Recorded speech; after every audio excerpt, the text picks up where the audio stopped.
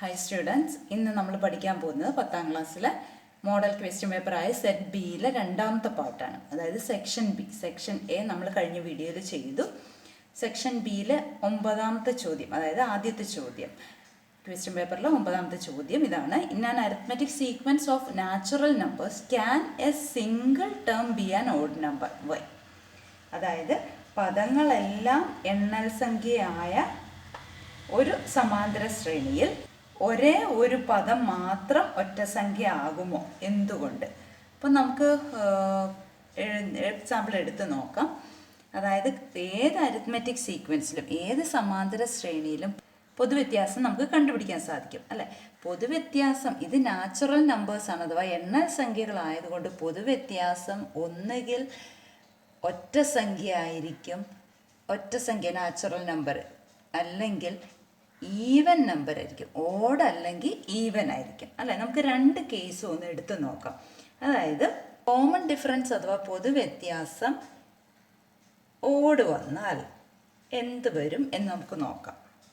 അപ്പോൾ ഓഡ്, ഇപ്പം ഞാനൊരു എക്സാമ്പിളായിട്ട് d = 3 എടുത്തു. d3 വരണമെങ്കിൽ ആ സീക്വൻസ് നമുക്ക് ഏറ്റവും സിമ്പിളായിട്ട് ഇപ്പോൾ 2, 5 ഇങ്ങനെ എടുക്കാമല്ലോ. 2, 5 അങ്ങനെ വരുമ്പോഴെല്ലാം 5ൽ നിന്ന് 2 കുറയ്ക്കുമ്പോൾ 3 കിട്ടുന്നത്. ഞാൻ ഒരു എക്സാമ്പിളാണ് എടുക്കുന്നത്. ഇനി അടുത്ത ടേം എത്ര വരും? 5 കഴിഞ്ഞാൽ 5ൻ്റെ കൂടെ 3 കൂട്ടുമ്പോൾ 8, 8 കഴിഞ്ഞാൽ പിന്നെ അടുത്ത നമ്പർ എത്ര വരും? 11, എക്സെട്ര. ഇവിടെ നമുക്ക് നോക്കുമ്പോഴേ അറിയാം, ഇപ്പം തന്നെ 2 ഒറ്റ സംഖ്യകൾ കിട്ടി.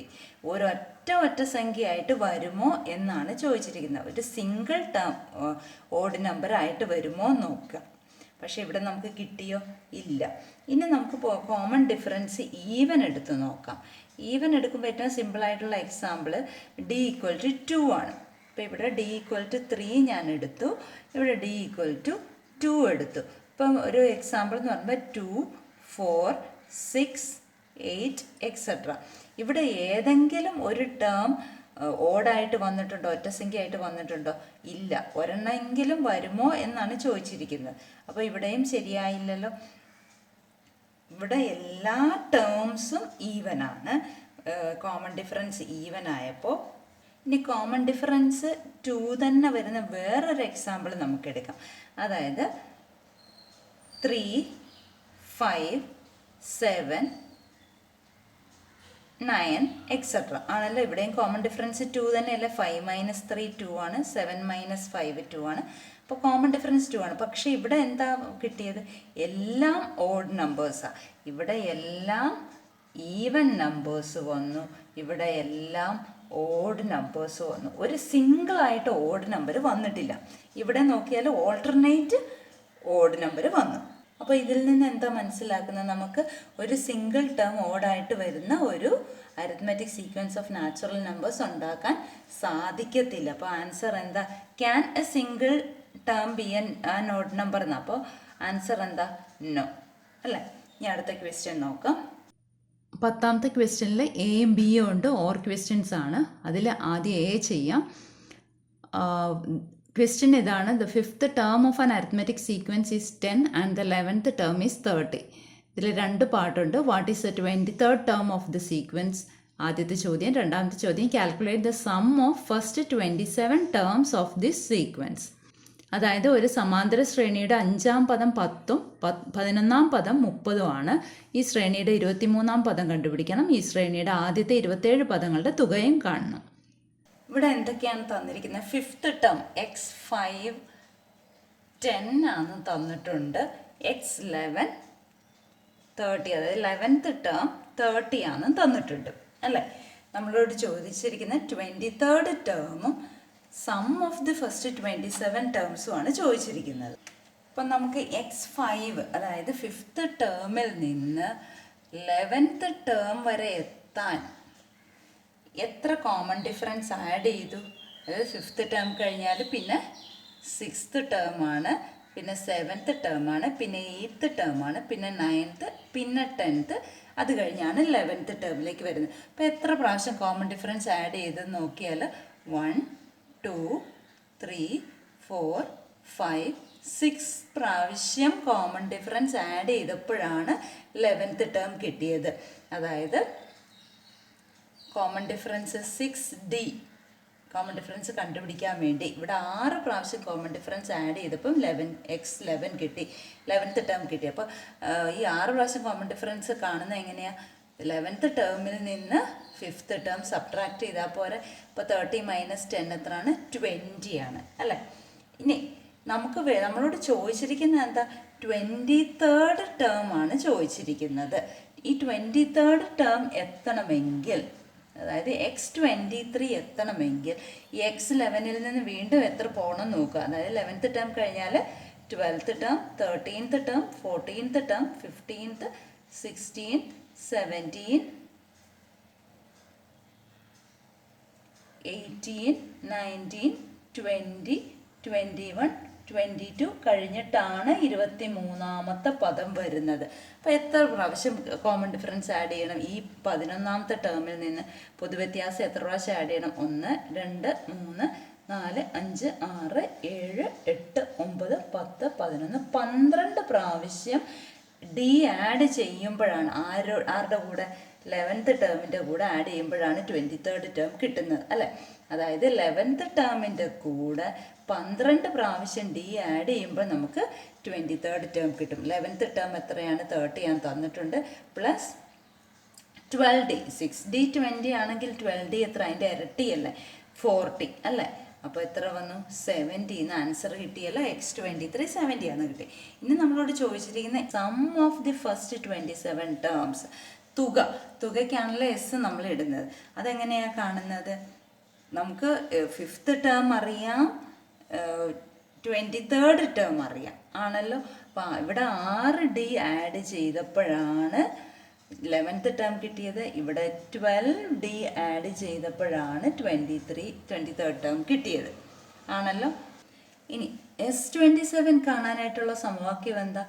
n/2 × 2x1 ഒന്നാമത്തെ പദത്തിന് 2 കൊണ്ട് ഗുണിച്ചിട്ട് എത്ര ആഡ് ചെയ്യണം? 26D ആഡ് ചെയ്താൽ മതി അല്ലേ. ഇതൊക്കെ നമ്മൾ പഠിച്ചതാണ്. അപ്പോൾ 27/2 × ഈ 2x1 ഞാനൊന്ന് സ്പ്ലിറ്റ് ചെയ്യുമ്പോൾ, കാരണം നമുക്ക് തന്നിരിക്കുന്ന x1 ഒന്നും നമ്മുടെ കയ്യിലില്ല, നമുക്ക് തന്നിരിക്കുന്നതുമായിട്ട് ബന്ധപ്പെടുത്തി ചെയ്യാൻ വേണ്ടിയിട്ടാണ് അങ്ങനെ ചെയ്യുന്നത്. അപ്പോൾ x5 നമുക്കറിയാം. x5 എങ്ങനെയാണ് കിട്ടുന്നത്? x1ൻ്റെ കൂടെ 4D ആഡ് ചെയ്താൽ മതി അല്ലേ. അപ്പോൾ ഈ x1ൽ നിന്ന് 2x1ൽ നിന്ന് 1x1 ഞാൻ ഇങ്ങോട്ട് എടുത്തു. ഇനി അടുത്ത മറ്റേ x1 അതിൻ്റെ കൂടെ ബാക്കി 4D ആഡ് ചെയ്ത് കഴിഞ്ഞു ഓൾറെഡി. പിന്നെ ബാക്കി എത്ര D ഉണ്ട്? 22D ഉണ്ട്, 26D ആകാൻ വേണ്ടി. അപ്പോൾ ഈ x1 + 4D എന്ന് പറയുന്ന x5 ആണല്ലോ. അപ്പോൾ 27/2 × x5 പ്ലസ് ഈ x1 + 22D എന്ന് പറഞ്ഞാൽ x23 ആണല്ലോ. ഇപ്പോൾ ക്ലിയർ ആയില്ലേ? x23 നമുക്കിവിടെ കിട്ടിയിട്ടുണ്ട്, x5 തന്നിട്ടുമുണ്ട്. അപ്പോൾ നമുക്കിത് കണ്ടുപിടിക്കാമല്ലോ.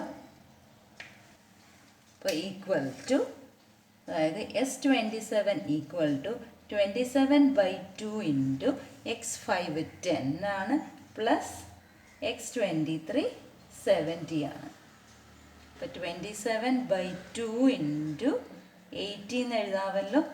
ഇനി 80/2 40 ആണ്. അപ്പോൾ 27 × 40 ആൻസർ 1080.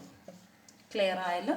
ഇത് 10th ക്വസ്റ്റ്യനിൽ എ ആണ്, 2 ഉണ്ട്, ബിയും ഉണ്ട്. അപ്പോൾ നമുക്ക് ഇനി അടുത്ത ബി നോക്കാം.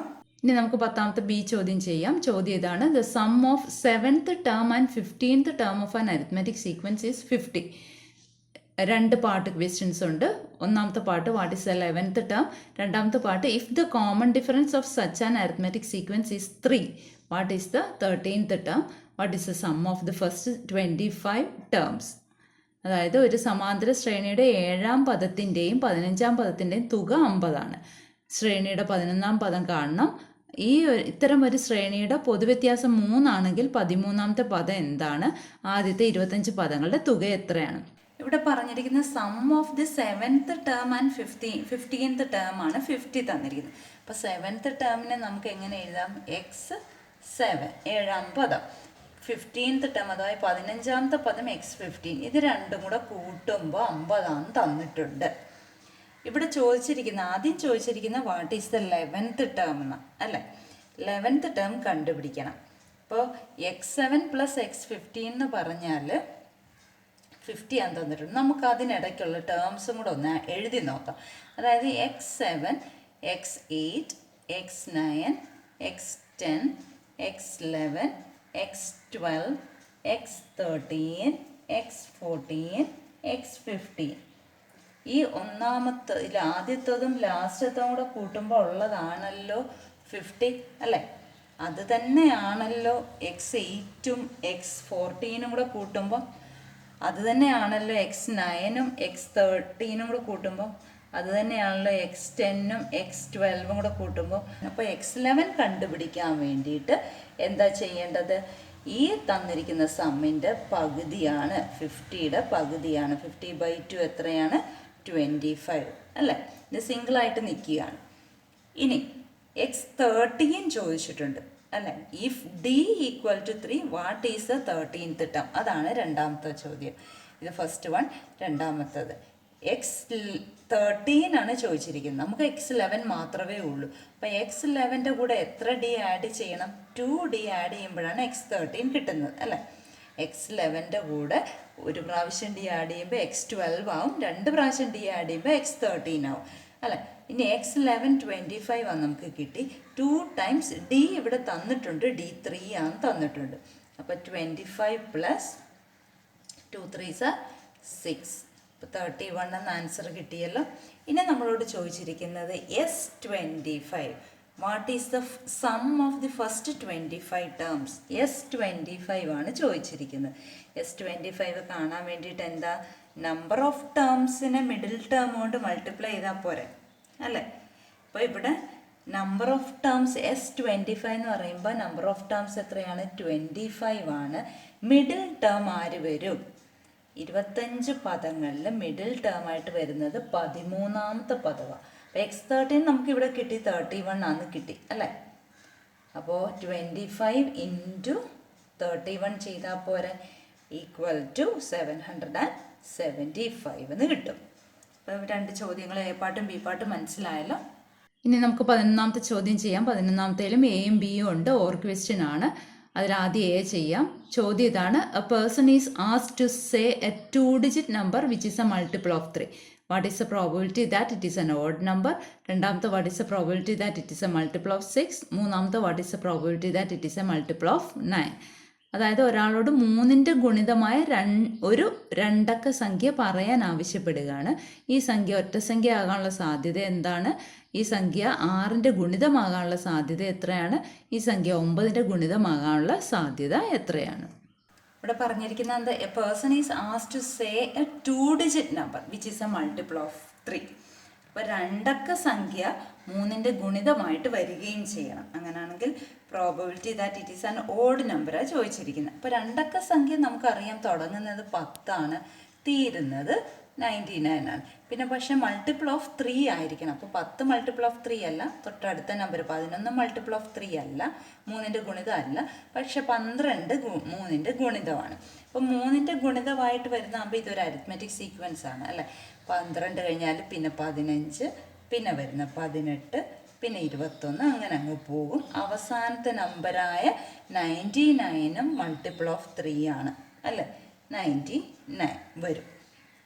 അപ്പോൾ ടോട്ടൽ എത്ര നമ്പേഴ്സ് ഉണ്ട് എന്ന് നമുക്ക് കണ്ടുപിടിക്കണം. നമുക്ക് ഇതിനകത്ത് എല്ലാ നമ്പേഴ്സും വന്നിട്ടില്ല. എല്ലാ നമ്പേഴ്സും വന്നിട്ടുണ്ടെങ്കിൽ നമുക്ക് ടോട്ടൽ എത്ര നമ്പേഴ്സ് ഉണ്ടെന്ന് കണ്ടുപിടിക്കാൻ അറിയാം. അപ്പോൾ ഇത് കണ്ടുപിടിക്കാൻ വേണ്ടിയിട്ട് ഇവിടെ നോക്കിക്കേ. ഈ 12 എന്ന് പറയുന്ന 4 × 3 അല്ലേ അല്ലേ. ഈ 99 എന്ന് പറയുന്നത് 33 × 3 ആണല്ലോ. അപ്പോൾ നമുക്ക് എങ്ങനെ ഈ മൾട്ടിപ്പിൾ ഓഫ് 3 ആണ്. അപ്പോൾ 4ഉം 33യും എടുക്കുക.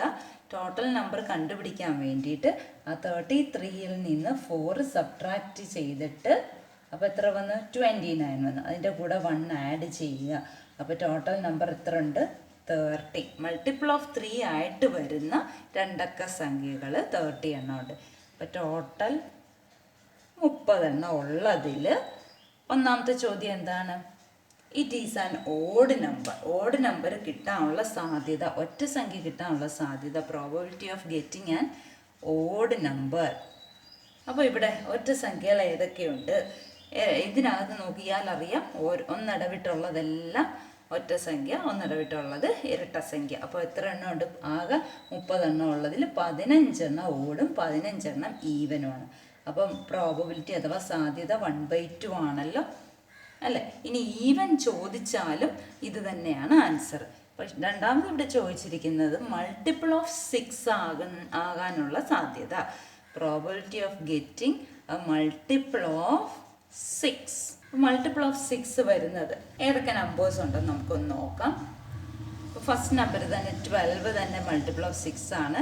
പിന്നെ വരുന്നത് 18, 24, 30, 36. ഇവിടെ നോക്കിക്ക് 12 മുതൽ 96 വരെ വരുന്നുണ്ട് അല്ലേ?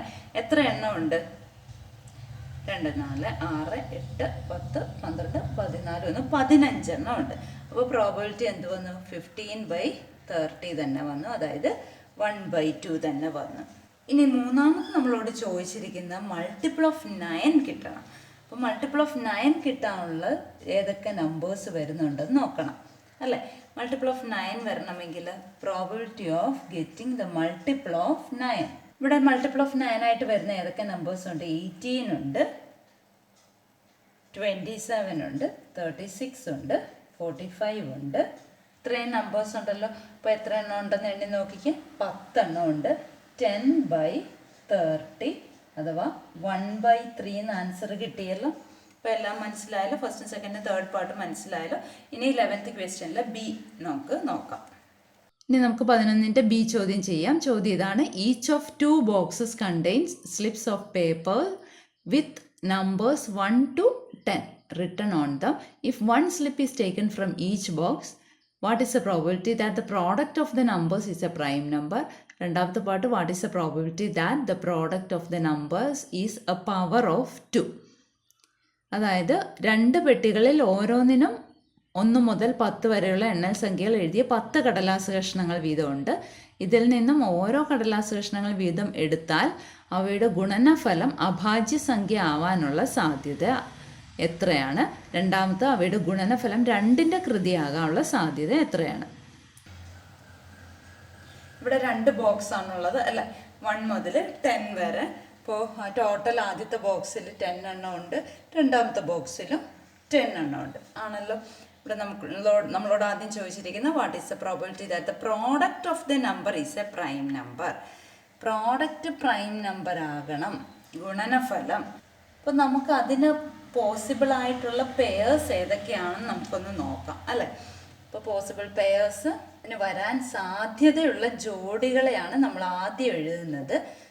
ഇപ്പോൾ പ്രോഡക്റ്റ് ഗുണനഫലം, ഇപ്പോൾ ഇവിടെ നിന്ന് 1 എടുത്താൽ ഇപ്പുറത്ത് പ്രൈം നമ്പേഴ്സ് എന്താ? അഭാജ്യ സംഖ്യകൾ അല്ലേ? 1 × 2 പ്രൈം നമ്പർ ആണല്ലോ. നമുക്കറിയാം ഏതൊക്കെയാണ് പ്രൈം നമ്പേഴ്സ്.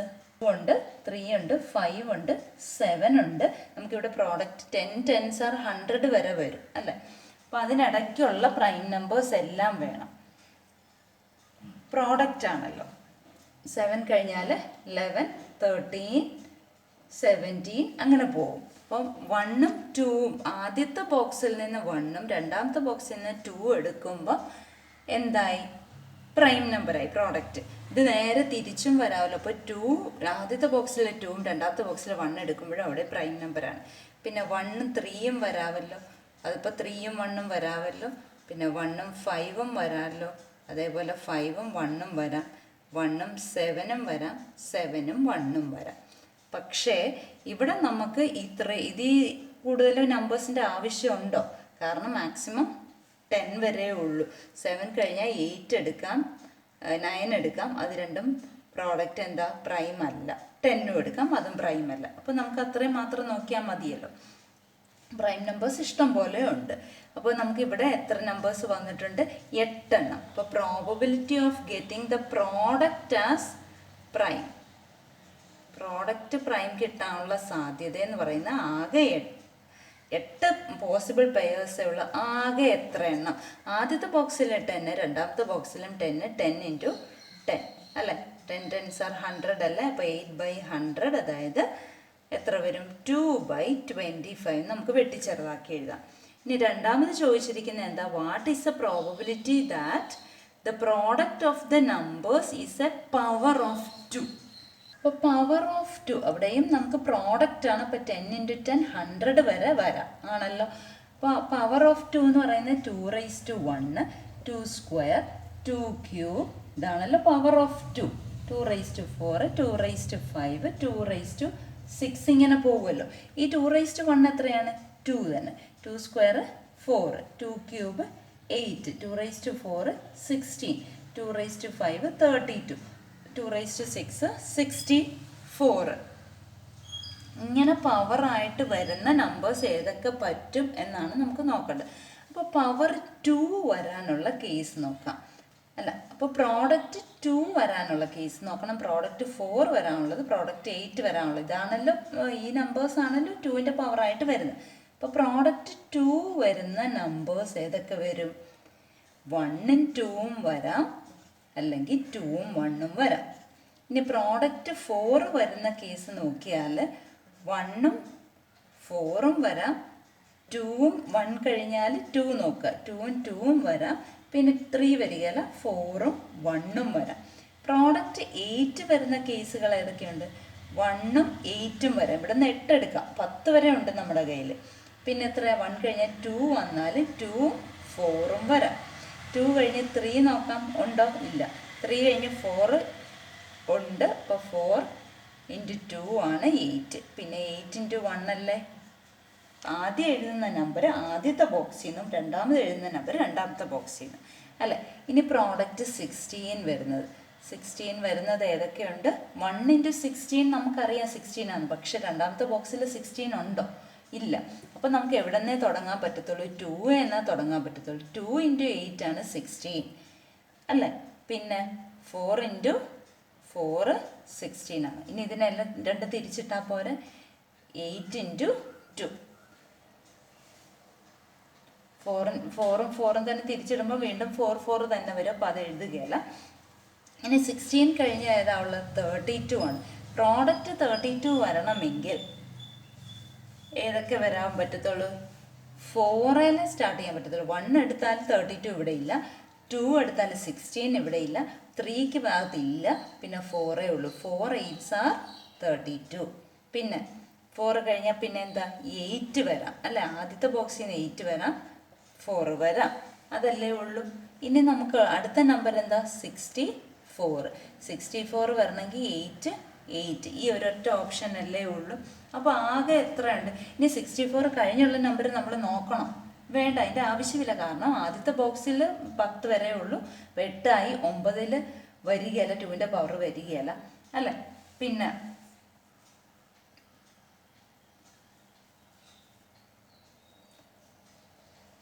ഇപ്പം ടോട്ടൽ എത്ര എണ്ണം ഉണ്ട്? ആകെ 10 tens are 100 എണ്ണത്തിൽ ഇത് ഈ പോസിബിൾ പെയേഴ്സ് എത്ര എണ്ണം ഉണ്ട്? 1 2 3 4 5 6 7 8 9 10 11 12 13 14 15 പോസിബിൾ പെയേഴ്സേ ഉള്ളൂ അല്ലേ. അപ്പോൾ probability of getting the power of 2 എത്ര എണ്ണം ഉണ്ട്? 15/100. 100 കിട്ടിയത് ഇതേപോലെ തന്നെ 10 × 10 100. അപ്പോൾ 15/100 എന്ന് പറഞ്ഞാൽ എത്രയാണ്? 3/20. ഇനി നമുക്ക് 12ാമത്തെ ചോദ്യം ചെയ്യാം. ചോദ്യം ഇതാണ്: the table below shows the daily wages of 75 workers in a factory.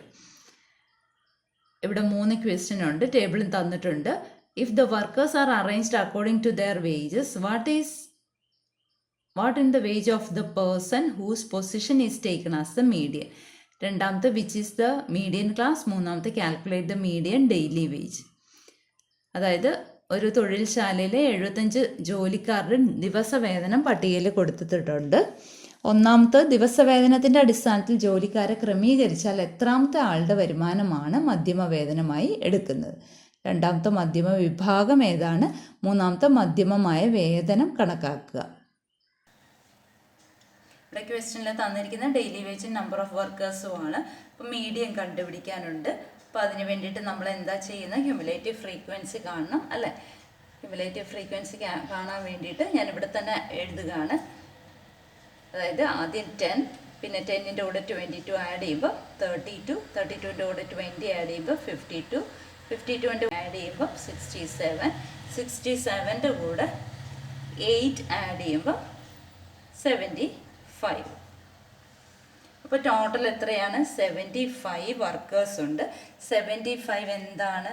ഓടാണ്, ഒറ്റ സംഖ്യയാണ്. അപ്പോൾ എത്രാമത്തെ വർക്കറിൻ്റെ വേതനമാണ് മധ്യമ വേതനമായിട്ട് മീഡിയനായിട്ട് വരുന്നത്? അതിൻ്റെ കൂടെ 75ൻ്റെ കൂടെ 1 ആഡ് ചെയ്യുക, എന്നിട്ട് അതിൻ്റെ പകുതി കാണുക. അപ്പോൾ 76ൻ്റെ പകുതി അല്ലേ, അതായത് 38ാമത്തെ പേഴ്സൻ്റെ ആണ് നമുക്ക് എന്ത് മീഡിയനായിട്ട് കിട്ടുന്നത്, മീഡിയൻ ഡെയിലി വേജ് ആയിട്ട് കിട്ടുന്നത് അല്ലേ. അപ്പോൾ ഒന്നാമത്തെ ആൻസർ ഇതാണല്ലോ, 38ാമത്തെ പേഴ്സൻ്റെ ആണ് ഡെയിലി വേജ് ആയിട്ട്, മീഡിയൻ ഡെയിലി വേജ് ആയിട്ട് വന്നത്. ഇനി മീഡിയൻ ക്ലാസ് നമ്മളോട് ചോദിച്ചിട്ടുണ്ട്. അപ്പം 38ാമത്തെ എവിടെയാണ് വരുന്നത് നമുക്ക് നോക്കണം അല്ലേ. ഈ 10 എന്ന് പറയുന്നത് എത്ര? 1 മുതൽ 10 വരെയുള്ളവരുടെയാണ്.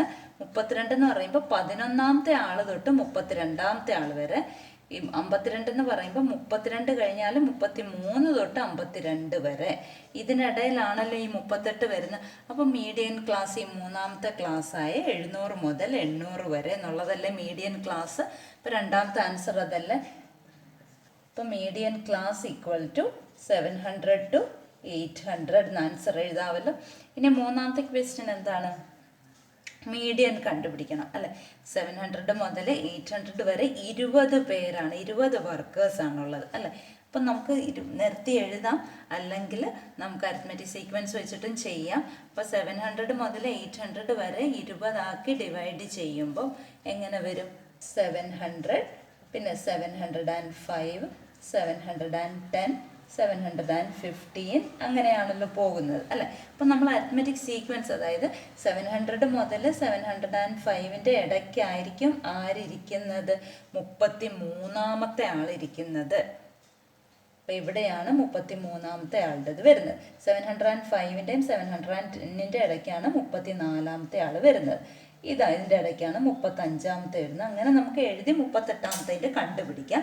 അല്ലെങ്കിൽ അരിത്മെറ്റിക് സീക്വൻസ് വെച്ചിട്ടാണെങ്കിൽ 702.5 ഇതിൻ്റെ രണ്ടിൻ്റെയും കൂടെ നടുക്കിരിക്കുന്നത്. പിന്നെ അടുത്ത നമ്പർ വരുന്നതോ 707.5 അങ്ങനെയാണല്ലോ, 712.5 എക്സെട്ര.